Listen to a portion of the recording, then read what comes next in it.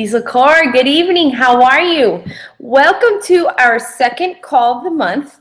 I've got so much in store for you guys tonight. We've got a really great speaker tonight. In fact, it's someone that you guys have been begging me to bring onto our team call, Miss Kim Lima. Yes, you've been requested. But before we get into all the awesomeness that Kim is bringing to us tonight, let's go over a couple quick things, some business on a team end. First and foremost, we're in the middle of the Fall Classic, guys. So keep going, keep racking in those points. You guys are doing great. I've been seeing the flow every week. And we did a Success Club checkpoint on Monday, and that looked great.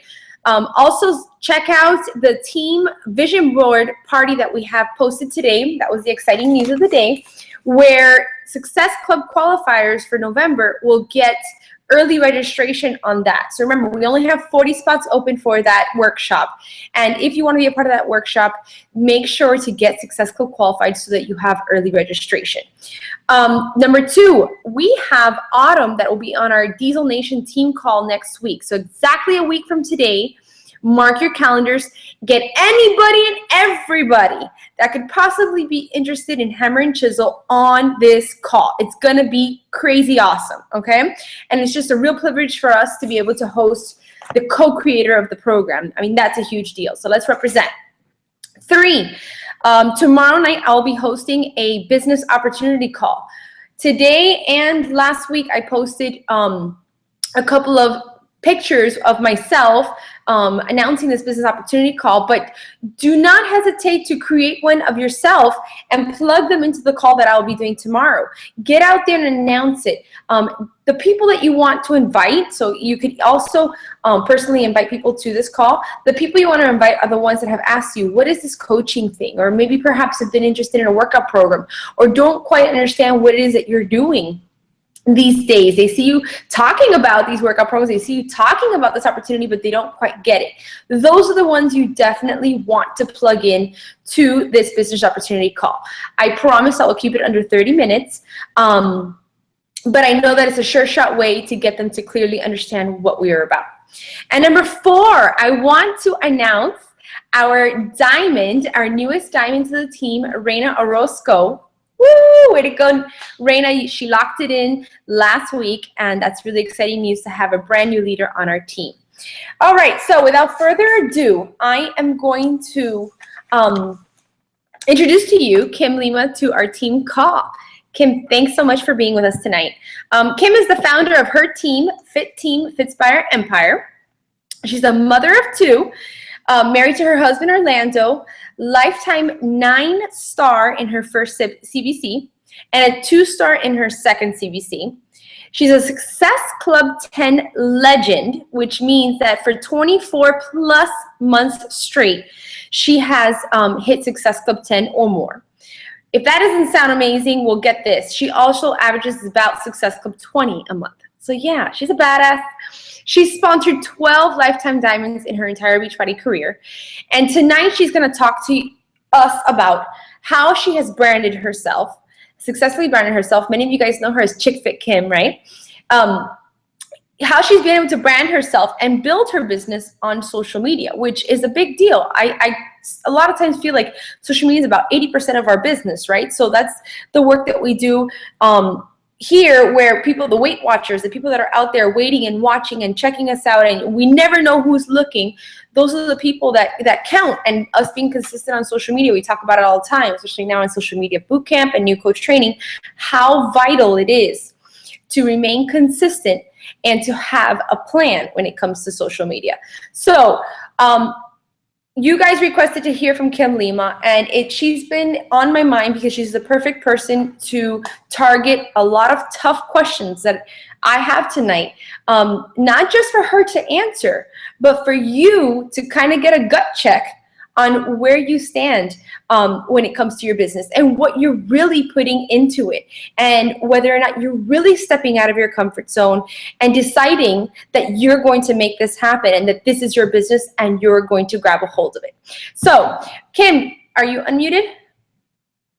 Yes, unmuted. Oh, wow, cool. So, Kim, real quick, let's talk a little bit first about how you got started with Beachbody. So I started with Beachbody because I just was like at the end of my rope. I really wasn't happy. I kind of was working out. I never was afraid to go to the gym, or I was a runner, but my body was changing. It wasn't doing the way it usually did. And all the tricks that I was using before, Atkins diet, I was a bulimic, all that stuff like wasn't working. And so I came across my coach, Danielle Natoni, because somebody who was my friend liked her post. And that's what the beauty of social media is that you don't have to worry about your friends seeing it.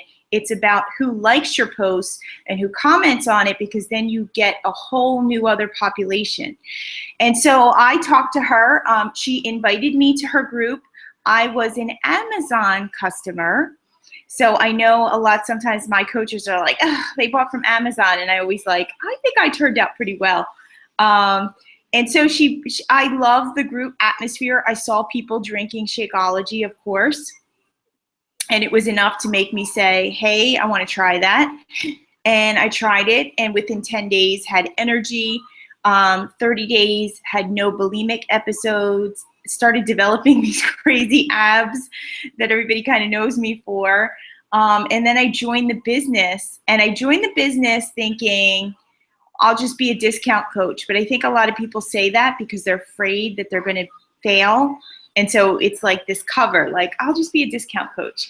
And it took me 5 months to hit Success Club. I was not a Success Club starter and everything. And so I just enjoyed, I enjoyed the power of a challenge group. I enjoyed what goes on in a closed challenge group where women get to help other women. And I signed up. Very cool, very cool. I really like how you pointed that out. Reaching a population you didn't even quite know existed by friends of friends clicking on. So there it goes to show you guys that using social media is a tremendous tool. You're going to be reaching people you don't even know are out there watching. Really cool point. So Kim, tell us a little bit about, like, what was that aha moment, or what was that point where you said, okay, this could be way more than just fitness, me getting this spectacular set of abs, me, feeling and looking better than ever, me getting over being a bulimic, and all those kinds of things. What point did you realize you could take it to a next level of actually building a solid business? So I would have to say, when I joined this group, my husband, that was his first question. He's like, well, how do you make money? How do you succeed? And I was like, I don't know. I just want to help people. And, and that's exactly what my business did. Like, it was just all over. And, I never, and it was really only until Danielle did a day-by-day thing in our coaching group of little things in our business. And I never knew for 5 months what a Success Club point was or anything like that. And so once I started to realize, like, okay, what are the foundations of things that I need to do consistently to move this business forward? And also, has always blessed us with making great income. But, behind his back, I had accumulated like $30,000 worth of credit card debt that I didn't want to tell him about, because he had bailed me out of credit card debt when we first got married. And so that was like this anxiety that I was carrying around with me. And when I started to consistently get Success Club and things like that, I started to see this income build, and I started to see that income as, holy crap, I can get myself out of this debt. I can pull myself out of this debt, because before, I would that would hang over my head. I thought that my husband was going to divorce me when he found out. I'd run to the mailbox. I'd take the mail so he wouldn't see it. And it was only until I saw, oh, wow, I need to invite this many people, and I need to bring this many people into my business, and I will make this X amount of money, and that will get me out of this amount of debt. And my first year of coaching, I got out of that debt, and I told my husband about the debt once it was paid off. And it was probably one of the most liberating things I think I've done in our marriage. That's powerful. That's pretty powerful. So it's pretty cool to see. We talk about this a lot, guys, in training when we say, like, it's okay for your why, for what you're reaching for to evolve with you.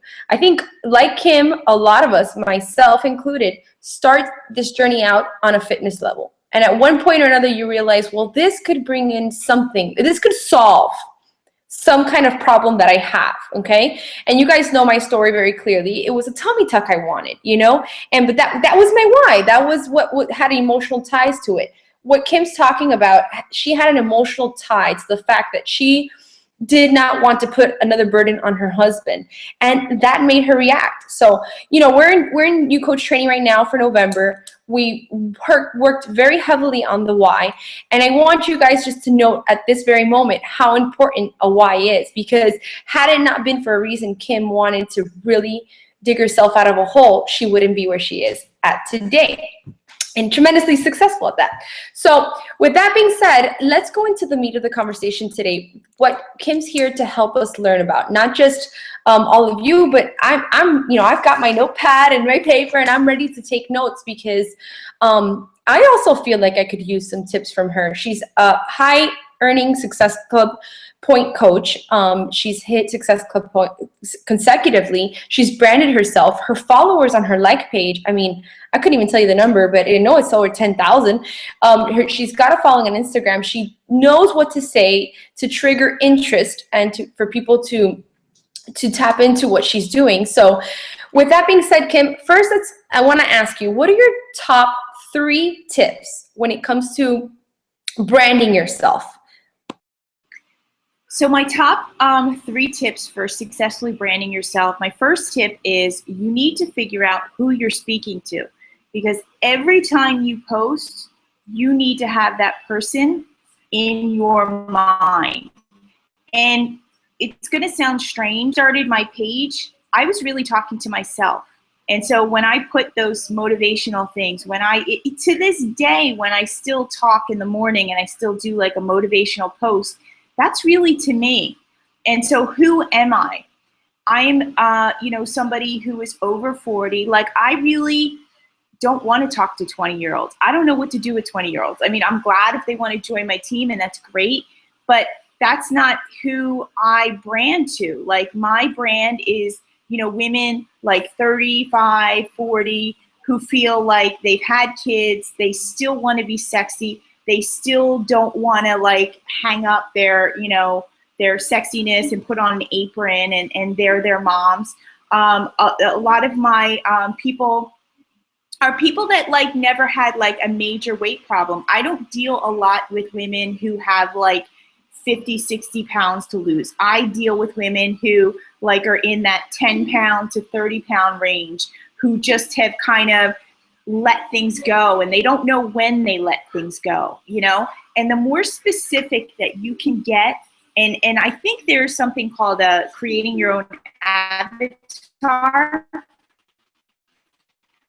And if you look up Katie Hefner on YouTube, she has a whole video on this. I put like, who is your coach? Is it, who are the people you were talking to? Where do they shop at? What do they like?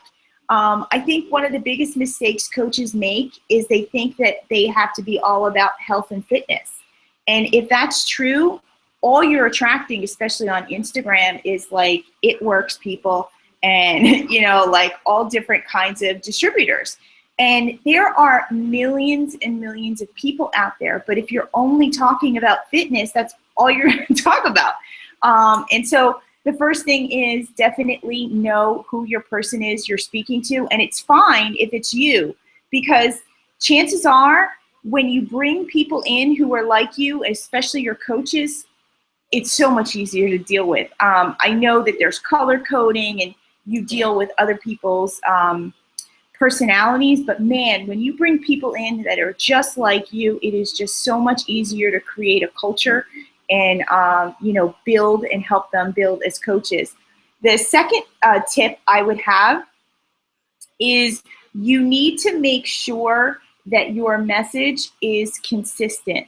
And so whatever that is, it needs to be consistent. It needs to be something you're known for. It needs to be something that if they didn't see you in their newsfeed, they'd be like, huh, I wonder what Jen's doing. Like, I wonder what clothes she wore. For me, it's a lot of, people check my page. They don't even wait for it to come up in the news feed. My morning motivation, something that I share. For a lot of times it's fashion and stuff, but whatever it is, you need to be consistent. A lot of times coaches, like, they just kind of just keep throwing things on the wall to see what works. And that's okay when you're starting out, but eventually you want to create a consistency as to what people are going to expect and people are going to go for. And then number three thing I would say about branding yourself is you really need to figure out why you're different, why you stand out. I mean, there are so many coaches, and literally people can go and buy a program off of Amazon. They can buy it off of beachbody.com. And you have to figure out, what is it about you that makes somebody say, I want her to be my coach. And if that takes writing a list of all the different reasons why somebody would seek you out as a coach. I mean, like, when I think of branding, I actually think of Amy Silverman. And she has really branded herself. And she's not this, like, health and fitness person and stuff. She is just this vagabond person who lives her life. And she just, like, people people crave that lifestyle that she, that she.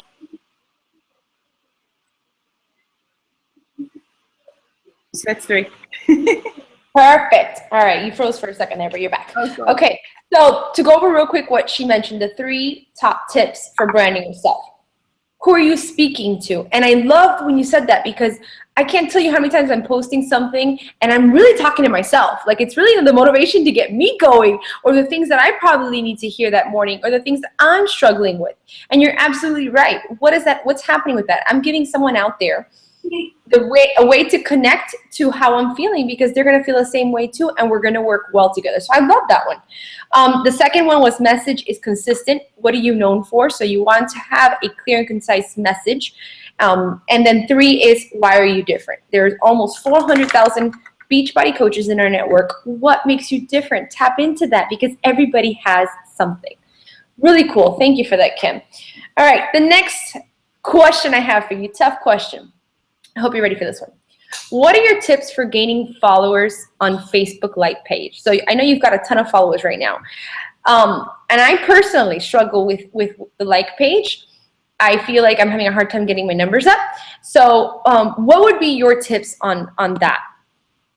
So I'm actually going to bring it back to when I first started my page. And I think that for a Facebook like page, a lot of people want that that gratification, that gratification of, like, immediately having a lot of, and it's why people use their personal page, right? Because their personal page, they'll get that immediate gratification. But when you're using a like page, you're not going to get that until you provide some sort of consistency. So consistency is extremely, extremely important when you're building. It's just like when people, go to Starbucks at 2 o'clock in the afternoon. Nobody goes to Starbucks at 2 o'clock in the afternoon and expects to see a close sign.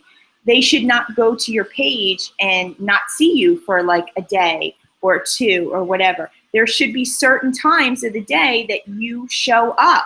And the certain times of the day that you show up on your like page should be times that your people that we spoke about are on Facebook. Like, for a lot of people, Facebook is dead at 2 o'clock in the afternoon. But for me, it's not, because I have a lot of moms. So what happens at 2 o'clock usually? People are sleeping. They're taking naps. It's the time that somebody has a chance to kind of like look at something. So actually, when I was looking for coaches, I would like post my videos at that time. And I would get a lot of things from that. The thing about like pages is you want people to share your stuff and you want more people to see it. So you need people to comment on it. And so one of the things that I do sometimes late at night is I post something like one of those viral videos, or I post like something that's funny, something that people might share a lot at night. And because somebody shares, you see all people that actually get to see you. Now, I've actually grown my page without paying, without doing Facebook ads. I mean, I do them, but I can't really say that that's like the majority of how I built my business. I feel like I did grow it organically. And the next thing is, along with being consistent and sharing, is have like a call to action, have like interaction. A lot of times people post on their Facebook and there is no call to action. Like, you're not asking somebody to do something. If you want them to like your status, tell them to like it. If you want them to tell you, you know, what's the one thing they were proud of today, tell them to do that. You know, let people know how they can support you, because again, the more people that comment on your stuff, the more that it is seen. And then the last thing I would say for gaining followers on a Facebook like page is be known for something besides fitness. And so if you have like really cute cats, post about really cute cats consistently. If you know, if you're known for like having like wearing like really cute clothes every day, post that. Like, I have a girlfriend who's not a coach, and she has like 5,000 people that follow her on Instagram because every day she takes a picture of her shoes and she dresses really cute. And it's like she's not a coach. She doesn't even care how many people she has. But you know, like, be known for something different. And I think it's like, because I hear this a lot from my coaches, like, it's all coaches and da, da, da. Well, if all you're posting about is fitness, who else is gonna follow you? So if you have a shoe fetish, do shoes. If you like makeup, do makeup. Like, when I think of like Lindsay Matway, like, I follow Lindsay Matway because I just think she's just awesome. Like, her fashion and her stuff like that. Like, I don't care. She's not somebody I would follow like for fitness advice, but I just think she's a personality. So make sure that your personality really comes through on your Facebook like page. And also in the beginning, I used to have a lot of people share my page. And so like my transformation pictures used to be shared a lot. So like I think the science of eating was one. There was another one that shared my page. So, you know, start creating relationships with other pages to help share your stuff. And I used to send my pictures to like things, especially on Instagram. I used to send them, you know, my before and after pictures and things like that. Very cool. Duly noted. I know I talk a lot about fitness, but it is truly my passion. But no, I get that. And I really like that analogy you made when it came to like Starbucks. You're not going to show up to Starbucks at 2 in the afternoon and see a closed, you know, sign. You're going to expect it to be open. Same thing. Your business page is just that, a business page. It's not the same thing as your personal page. So if you wanted to run one, I get it. We got to prove ourselves, build a following, and watch it take off. So it's, I mean, the name of the game, consistency. I love that. All right. Next question I've got for you. What are your posting tips to really help engage and interest followers that you haven't quite covered yet? Is there anything that you could think of that you do? Maybe you mentioned call to actions when it came to like people joining your challenge groups or maybe business opportunity calls, but are there other techniques or things that you do to really gain interest? Yes. So you have to be a little, I used to always think that I had to be the expert and I had to tell people things. And really, people enjoy helping.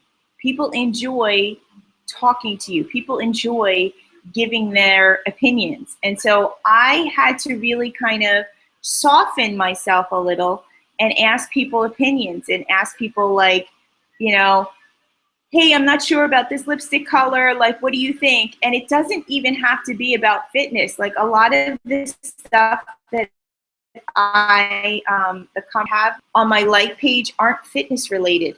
Like one post that actually got a lot of stuff is I said, hey, moms who have kids in school, would you say that you are the loner mom, or are you the mom that hangs out with all the other moms? And it was like so many people, like I think it was like 8,000 people or whatever. So create situations where people that you are targeting again will feel compelled to answer, is really the way that you get people to help engage interest. People like to see like a journey. So that's why it's really important, and I know my coach talks about it all the time, is committing to a program. Because when you commit to a program, and Monica, I'm sure you saw this being in the Hammer and Chisel, people wanted to see what was going on, like, oh, let me see. Did she post her, like, what she looks like today? Like, ooh, because I don't think that people realize that people are watching you that are not typing and are not hitting like. They're stalking you and you just don't know it. And so when you can provide an outlet for that so that they can do that. And then the next thing is to help engage interest is provide things of value to them. Make a list of 10 things that you think your people that you are targeting would find interesting. For me, a big thing was always every Sunday or every Saturday posting my weekly free meal plan, and they see that Shakeology's in it. They see it follows the 21-day fix. And so it allowed me to show my value as a coach. It's allowed people to share that because people will share it so that they have it on their timeline page. So find something of value that people are going to take away. I always think that, especially in a month like this, when it's really hard, the more you can up your value, the more your Success Club points will go up. Even though you feel like you're giving a value and you're not getting anything for it, you will. That is money. Good stuff. I love that, Kim. Really, really love that. Okay, the next question I have for you guys, and I hope you guys are really taking notes because this is good stuff. This is a tough one. What would you say to a coach who feels that they aren't at their goal weight, they aren't a coach, look like a coach, act like a coach, talk like a coach, whatever it is that they feel a coach shouldn't act and look like. Therefore, they feel like they should wait to come out as a coach on social media. So basically that fear to label themselves as a coach and proceed with building their business because they are not at their goal weight. What would you say to that person? Well, I would say that they're probably missing an opportunity to actually go and get their person, because I have found that there are people who have 50 pounds to lose that will never come to me because I don't have 50 pounds to lose. But when people are looking for a coach, they're not looking for an expert. They're looking for somebody who is just like them, who will go on the journey with them. It's not about being perfect. I mean, if that was true, then every top 10 coach would look like a size 2 Barbie. And we know that that's not true. And again, I think that there is this idea that there are a certain amount of people and only the really fit coaches get those certain amount of people. That's BS. It's not true. There are millions of people, millions. And if you are on a journey, you are going to inspire somebody more than somebody like myself who is where I am. And I think that's why you need to realize that, hey, I'm special. I'm just starting out. And in fact, I tell my coaches, even my discount coaches, I'm like, you need to commit to a program. You need to show up every day on social media. And that's going to keep you accountable. Like, let's not even worry about getting people or anything else like that or becoming a coach. Let's just share for the sake of accountability. So coaches who feel like they're not in their goal weight and they can't come out and they can't do that, I actually feel like they are afraid to fail. That's what it's about. It's about them being afraid to fail about what their own goals are. So they don't want to be kind of like, spotlight. When truly, for me, I mean, crap, I just said it the other day. I'd be 20 pounds overweight. more if I wasn't a coach, because it's always the fact that I am a coach that stops me from getting off track. Yeah, okay. That's really powerful, and I think that that's the heart, the absolute heart of this business, is that you're helping yourself as you're helping others. And if you can hold on to what the heart of what we do is, it's not being a personal trainer, we've got those. It's not being a nutritionist, we've got those. It's not being perfect. The beauty of what we do is that we are real people out there searching for a better life, a better way of living, staying healthy. And if you can connect to that, and you can build up to that, then you've got your business made. And like Kim says, if you're not out there, you're not putting yourself out there, then you're not giving a chance for a person that is looking for someone like you to reach you. So don't limit yourself. Don't stand in your own way, as we talked about today in social media boot camp. All right, next one for you. Now, what would you say to a coach who shies away about posting about this business opportunity because they don't have quite a team built yet, or maybe they haven't achieved a certain rank, or they're not making a certain kind of income that they think is substantial, or they haven't been a coach for a certain amount of time? What would you say to those people that hold back in that department? Well, because I think it's kind of like what we just talked about, like people who aren't at their goal weight. So now we're talking about people who aren't at a certain rank. And if you want to bring it back to like happiness and all that other stuff, like if you're waiting like, until I'm an elite coach, I'm not going to be happy with this business. Until I hit, like, when you have those things going on in your head, you're really holding yourself back.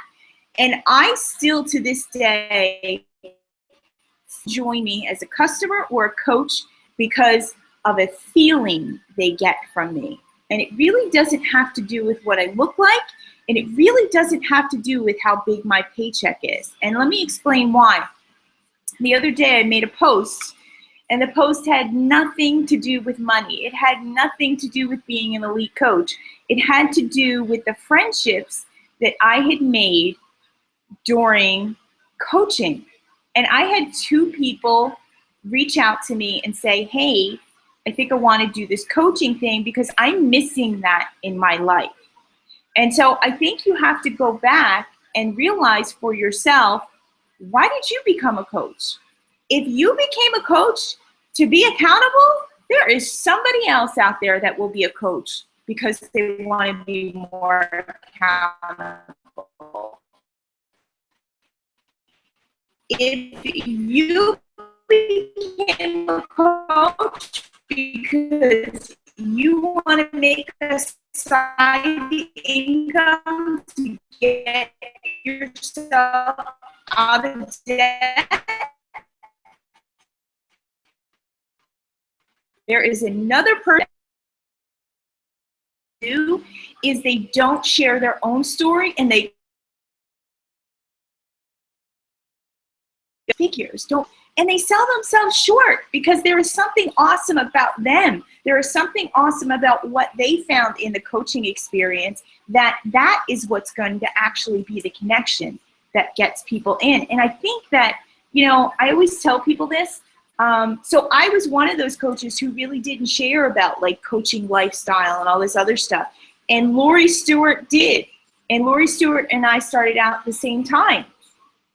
And I really do believe that because she started her team early, that helped her kind of get to a top 10 coach, and stuff like that. So I think you're selling yourself short in not providing the coaching experience. And I actually believe that if you're selling a challenge pack, you should be offering the coach discount to them.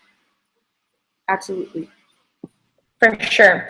And I think something that you're touching on is the fact that we have to learn to celebrate whatever is happening in our business at the time. So like you say, you can't really put a money value or a rank, on the friendships that you've built in this business. But because you shared that aspect and you celebrated that part of the business, that is what gave someone the chance to connect with you. And that's major. So it takes a little bit of stepping back, guys, and looking at, okay, well, what brings me here? Why am I fighting so hard? And what has this business done for me up till now? you know? Even if we're talking about money and it's $50 that I put in your pocket to fill your gas tank, well, fuck, celebrate that. Or if it's the new friendships, or if it's the, the community, the super Saturdays that you enjoy that keep you, grounded, whatever it is, it's up to you to take a step back, recognize it, and celebrate it. And don't devalue it yourself. Some of us have it here, and we stop it from coming out because we're already devaluing it and we're already putting it down. And that's shooting yourself in the foot, and that's standing in your own way, kind of like we talked about in Social Media Bootcamp. So leads me to my next question, and this one's a biggie, Kim. This one's going to be a little hard, because I think it's something that I hear from almost every single coach, even before they sign as a coach. Okay, it's something that everybody's so afraid of, but at the same time, one way or another, they became a coach. They started this business because I think part of them believes that it's not true. What would you say to the coach who worries that they're going to sound salesy, that worries that their friends and families and followers that they have now are going to get tired of them, or are going to make fun of them, or knock them for what they're doing? What would you say to that person that's starting out the business and feels like that's a roadblock for them? Well, I would say that, did they get into this business to help people? Because if they did, then they really aren't going to be salesy. Like, it's funny because I feel like the coaches who tell me that are the most salesy people in the world. They're the first ones that like slam like a stock picture of 21 Day Fix. And they're the first people who, like, when somebody asks them, well, like, what's that Shakeology you're drinking? Oh, it's $130. Do you want to buy it? Like, they completely don't realize the organic way that you help people. Because if you feel like you are here to help people, then that's what you will do. And how do we help people? We share what we're doing on social media. We talk to people. We focus on people. We ask them questions. We figure out, like, hey, what's your problem? What's going on? We reach out to people who we think might be helped by our products. And, I have a lot of coaches, and what's interesting is that sometimes a lot of them are diamond coaches, and they will say to me, like, well, I don't want to be salesy, and I'm just here to help people. And it's like, well, if you're here to help people, then you should be bringing in 3 new people into your business every month. No, hands down, no question. And so when people tell me they don't want to be salesy and all that other stuff, I don't know. I just think that's a kind of way to hide behind what they're afraid of being authentic, because that's really what it's about, right? That to me is more scary. It's, hey, needing to be authentic on Facebook and needing to be, and trust me, I am sure that there are some ladies that are still talking about me, that talked about me when I first started, but they don't pay my bills. They are still unhappy. You're always like, there are so many people that live their life and they live it like about like what this person's gonna say or what this half of my family is blocked on Facebook from me, like, and it because of this business. And it's okay, because I kept going. I kept believing in what I was doing. I was doing good things.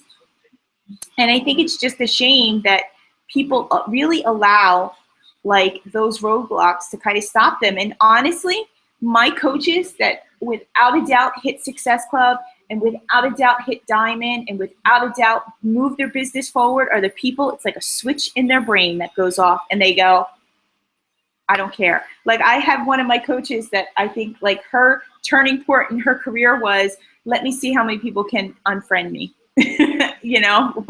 with her posts.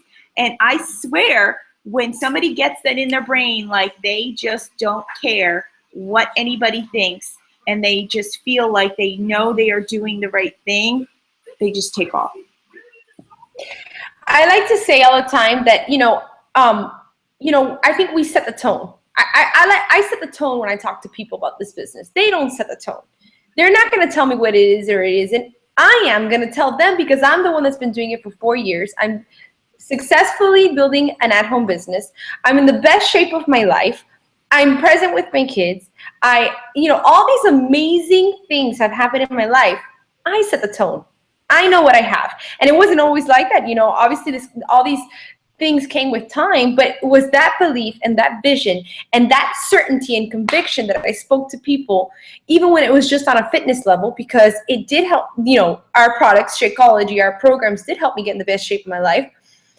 It was allowing myself to value it to whoever I talked about, no matter what their opinion was. I valued what I have and what I'm doing. And so if you can tap into that and you can learn to set the tone in whatever conversation you're having with somebody or on your social media, I promise you, I pinky promise, you will earn the respect and you will earn the trust of the people that are watching you. I almost feel like the naysayers, the ones that hack away at what you're doing or have something smart to say all the time, most of the time, if you look, they were probably doing that before you even start this business. Okay, they're probably out there talking crap before then, and they're going to do it during. And you know what? Sometimes they'll surprise you and they'll join you, because it's happened to me too. But I know, like Kim said, you have to know in your heart that you're doing something good. Okay, and a lot of times we know this. There's people around us that they live in this misery, and misery loves company, and they always want, they're the ones with the "fuck my life" posts all the time. Out there, with all this, terrible stuff to talk about. And here we are a light of positivity. We are a light, we work on personal development all the time. We know that this is not just about fitness. It's about redesigning your entire life. Okay. Know that, value that, and carry that with you. I think Kim said it beautifully when, everything that she said is absolutely true. If people are going to block you, then so be it. Like I tell my team all the time, me pongo Vaselina. I put Vaseline everywhere and I let it slide right off. My mom's always mentioned this, and it holds so true. There's nobody that's come back to me and said, damn you, I can't stand you for making me lose weight and joining this awesome team. Nobody to date has been pissed off with me. So we're doing something right. All right, Kim.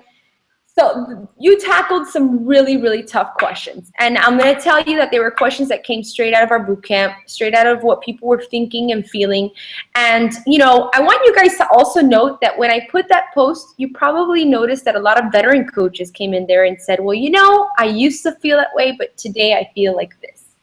And it resonated a lot with what Kim is saying to us tonight.